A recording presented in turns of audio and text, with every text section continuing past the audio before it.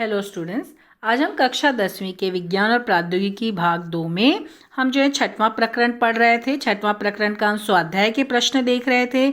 आज हम इस वीडियो में क्वेश्चन नंबर 6 करेंगे। चैप्टर 6 का क्वेश्चन नंबर 6, वैज्ञानिक कारण लिखो। तो यहाँ पे ध्यान देना, वैज्ञानिक कारण आ गया। तुम्हें पता है ना, क्वेश्चन पेपर का पैटर्न बताई हूँ। वैज्ञानिक कारण का पूरा एक क्वेश्चन ही आता है। 3 प्रश्न पूछे जाएंगे, उसमें से 2 लिखने होंगे। तो यहाँ पे देखो, पहला है कछुआ ज़मीन पर और पानी में भी रहता है और फिर उसका जो है फिर भी उसको उभयचर वर्ग में समाविष्ट नहीं किया गया है। दूसरा है जेलीफिश इस प्राणी के संपर्क में आने पर हमारे शरीर में जलन होती है। तीसरा, सभी पृष्ठवंशी प्राणी संपृष्ठ होते हैं परंतु सभी संपृष्ठ प्राणी पृष्ठवंशी नहीं होते हैं। फिर यहाँ पे बैलेनोगलस असंपृष्ठ रज्जु और संपृष्ठ प्राणी दोनों के बीच की कड़ी है। सरीसृप प्राणियों के शरीर का तापमान अस्थिर रहता है। अब यहाँ पे देखो, पहला हमारा क्वेश्चन था ना कि कछुआ जो है ये सरीसृप प्राणी में क्यों आता है। सरीसृप प्राणी का वर्ग है। जब कछुआ भूमि पर रहता है तो फेफड़े से श्वसन करता है, पानी में रहता है तो उस समय जो है वो अपनी नाक पानी के बाहर निकाल कर श्वास उच्छ्वास करता है। इस प्रकार पानी में, भूमि में कछुआ अपने फेफड़े से ही श्वसन करता है। देखो, जो यहाँ पर जो जलचर प्राणी जो होते हैं, मतलब जो पानी में रहते हैं, तो वो फिर जो है गलफड़े से करते हैं और ज़मीन में वो फेफड़े से करते हैं ना। परंतु उभयचर प्राणी भूमि पर फेफड़े से श्वसन करते हैं और पानी में रहने पर त्वचा द्वारा श्वसन करते हैं। ठीक है। और कछुए के शरीर में बाह्य कंकाल होता है परंतु उभयचर प्राणी में बाह्य कंकाल का अभाव होता है। अतः कछुए में उभयचर प्राणियों के गुणधर्म नहीं पाए जाते, इसलिए कछुआ जो है वो उभयचर प्राणी में उसका समावेश नहीं किया जाता है। ठीक है, कछुआ उभयचर प्राणी नहीं है। ठीक है, ये सब उसका कारण है। उसके बाद तुम लोगों को दूसरा क्वेश्चन था ना जेलीफिश के बारे में, कि यहाँ पे जो है जेलीफिश इस प्राणी के संपर्क में आने पर हमारे शरीर में जलन होने लगती है। हम जब जेलीफिश को अगर कभी टच कर लिए ना तो शरीर में जलन होने लगती। क्यों होती है? जेलीफिश जो है वो क्या है, सिलेंटरेटा संघ का प्राणी है। इसके शरीर में दंश पेशी युक्त स्पर्शिकाएँ होती हैं। तो जेलीफिश दंश पेशी की स्पर्शिकाओं का उपयोग भक्ष्य पकड़ने को, स्वयं की रक्षा के लिए करती हैं। तो इनकी जो दंश पेशी स्पर्शिकाएँ होती हैं, ये भक्ष्य के शरीर में विष का अंतःक्षेपण करती हैं और भक्ष्य को घायल कर देती हैं।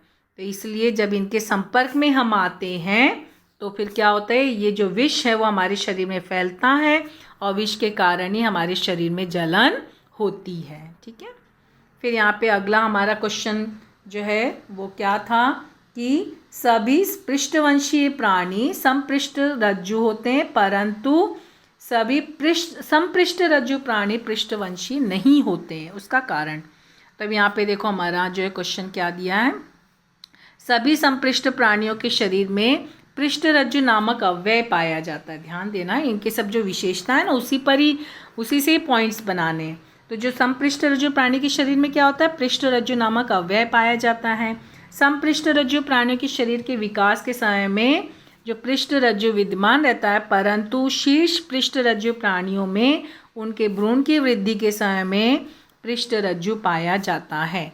तत्पश्चात शीर्ष पृष्ठ रज्जु प्राणियों के भ्रूण का संपूर्ण विकास हो जाने के पश्चात पृष्ठ रज्जु के स्थान पर मेरुदंड का विकास होता है। ये देखो, पृष्ठ रज्जु प्राणी के जब हम लोग उपसंग देख रहे थे ना, शीर्ष पृष्ठ रज्जु, उसी से ही यहाँ पे ये बनता है। ध्यान देना। हाँ, परंतु कुछ संपृष्ठ रज्जु प्राणी जैसे पृच्छ संपृष्ठ रज्जु, शीर्ष संपृष्ठ रज्जु प्राणियों में मेरुदंड नहीं पाया जाता। इसके लिए पुच्छ संपृष्ठ रज्जु प्राणी और शीर्ष संपृष्ठ रज्जु प्राणी शीर्ष पृष्ठ रज्जु प्राणी नहीं होते हैं।